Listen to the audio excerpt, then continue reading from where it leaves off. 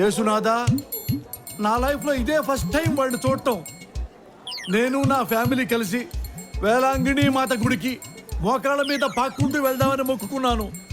ఇవి టిక్కెట్లు, ఇది నా ఫిజికల్లీ హ్యాండిక్యాప్డ్ సర్టిఫికెట్. మీరు మొన్న కొట్టారు కదా సార్, 2 పళ్ళు ఊడిపోయినాయి. దేవుడిచ్చినట్లో ఏది పోయినా ఫిజికల్లీ హ్యాండిక్యాప్డే కదా సార్, అందుకని ఈ సర్టిఫికెట్ తీసుకున్నాను సార్. రైలు ఎక్కొచ్చా? Thank you. God bless you my son. Siddhu, flight రెడీగా ఉంది సార్.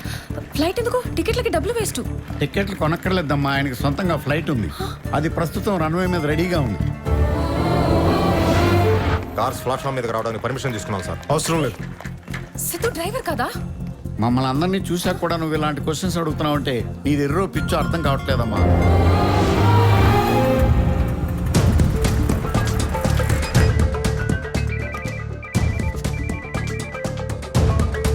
బాసు వాళ్ళు వచ్చారు. బాలు, సార్, నాకు 15 నిమిషాలు స్టేషన్ కావాలి. ఇంత సడన్ గా స్టేషన్ కావాలంటే ప్రతి దానికి రేట్ ఉంటుంది, కొనే. మరి ప్యాసింజర్లో స్పెషల్ ఫ్లైట్స్ లో పంపించండి. ఎయిర్పోర్ట్ లేని వాళ్ళకి కార్లు పంపించండి. మినిస్టర్ కి మెసేజ్ పెట్టండి, స్టేషన్ మాస్టర్ రిక్వెస్ట్ చేయండి. ఒప్పుకోకపోతే బెదిరించండి, కుదరకపోతే చంపేయండి. నాకు ఈ మీటింగ్ చాలా ఇంపార్టెంట్ బాలు, చాలా ఇంపార్టెంట్. నీకు 5 minutes టైం ఇస్తున్నా. 5 minutes.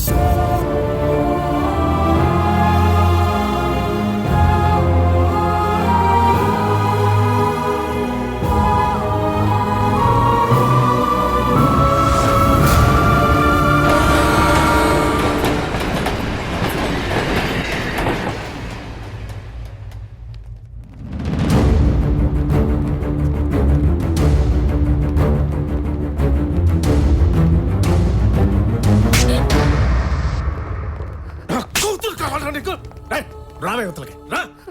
కారులో ఫ్రంట్ సీట్ కి బ్యాక్ సీట్ కి ఉన్న దూరం ఎవ్వడూ తగ్గించలేడు. డ్రైవర్ గడితో లేచిపోవడానికి సిగ్గులేదు నీకు? వదలరా దాన్ని. ఎవరెవరిని పట్టుకున్నారో చూసి మాట్లాడండి. నాకు ఎదురు సమాధానం చెప్తావురా? చంపేస్తాను నిన్ను. నిన్ను తప్ప చంపేస్తాను నిన్ను. చంపేస్తాను నిన్ను.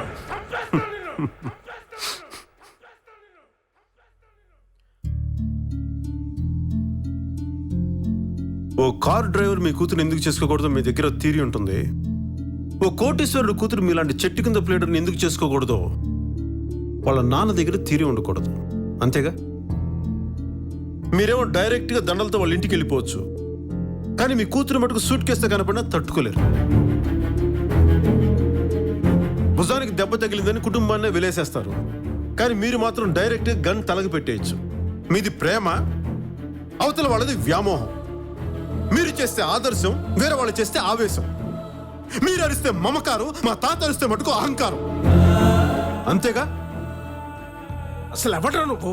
ఎవరు చేయి పట్టుకుని ఇంట్లోంచి బయటకు వచ్చేసారో ఆవిడ మేనలుండి. ఎవరి జ్ఞాపకాలతో 25 ఏళ్ళుగా ఒక ఆయన కాలిపోతున్నాడో ఆయన కొడుకుని. ఎవరి కోసం అక్కడ ఒక ప్రాణం కొట్టుకుంటుందో ఆయన మనవండి. కొన్ని వేల కోట్లు, 10 దేశాలు ఫ్యాక్టరీలు, 1,00,000 మంది కార్మికులు.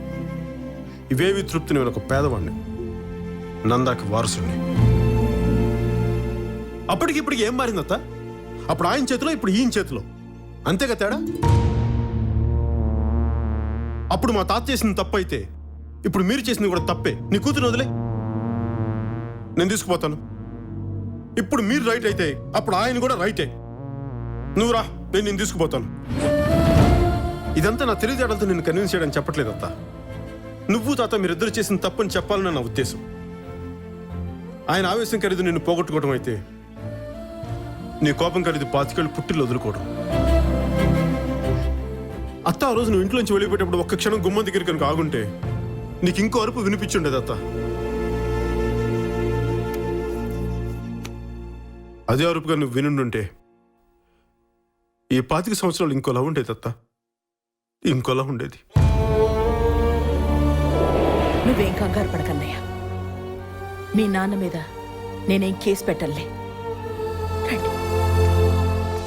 ఏమైందిరా నాకు? 4 డబ్బులు సంపాదిస్తే నేనే దేవుణ్ణా? నా కూతుర్ని నేనే కాల్ చేస్తానా? నాలంటోడు బతకూడదు. చచ్చిపోతాను ఆగు నాన్న ఆగు. ఈ రోజుకి ఈ ఇంట్లో జరిగిన దారుణం చాలు.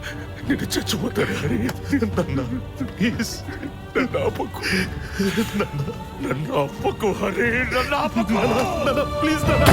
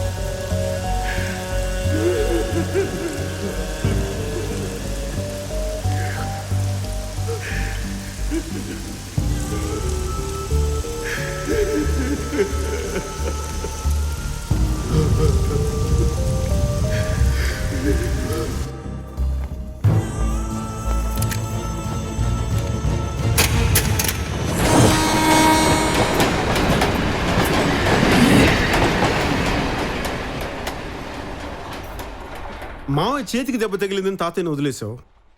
మా అమ్మని చంపిన తాత నేనేం చేయాలత్త? ఇంట్లో 10 ఏళ్ళగా పేలకుండా ఉన్న తుపాకి ఎందుకు పేలింది? నీ వల్ల కదా? మరి నిన్నెంత ద్వేషించాలి, ఆయన ఎంత ద్వేషించాలి? కానీ అలా నేనేం చేయలేదే. చిన్నప్పుడు ఆయన చేయబట్టుకునే పెరిగాను. ఈ రోజు కూడా ఆయన అడిగారనే నీ ఇంటి డ్రైవర్గా చేరాను, నీ కార్ డోర్ తీశాను. ఇప్పుడొచ్చి ఆయన ఇంటి డోర్ తీలేవా అత్త? జీవితంలో ప్రతి సమస్య మనిషికి 2 దారులు ఇస్తుంది. ఒకటి ప్రేమతో ఉన్నది, 2 ద్వేషంతో నిండింది. నేను మొదటి దారి ఎంచుకున్నాను, నువ్వు 2వ దారి సెలెక్ట్ చేసుకున్నావు. ఒక్కసారి నా దారిలోకి చూడొత్తా, ఒక్కసారి.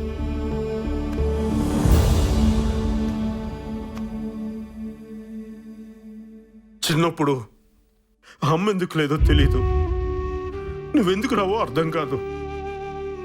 చాలా కోపంగా ఉండేదత్తా. కంటికి కనిపించిన శత్రువుతో బయటికి కనపడి యుద్ధం చేసేవాడిని అత్త. బయటికి కనపడి యుద్ధం చేసేవాడిని.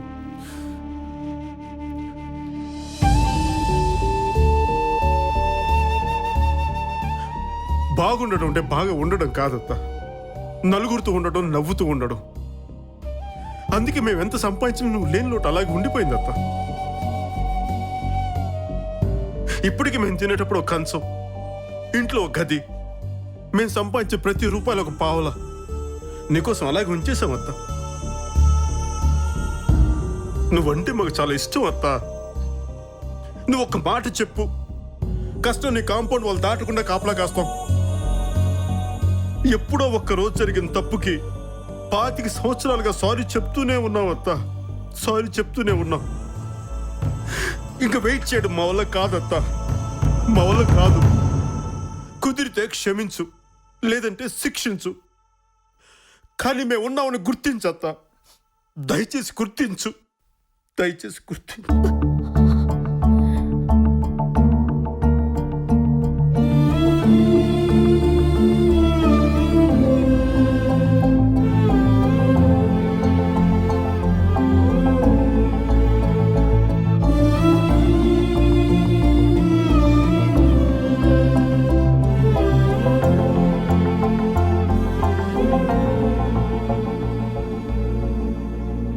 ఫోన్ చేయరా గౌతు.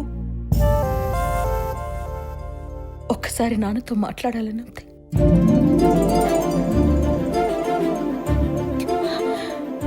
బెంగగా ఉందిరా.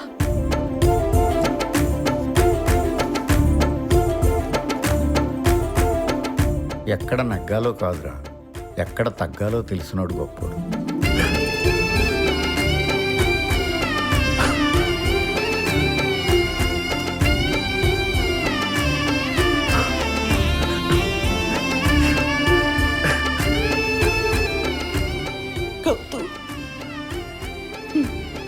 ఇంకా ఆయనకు అమ్మలేం లోటు లేదురా, తీరిపోయింది.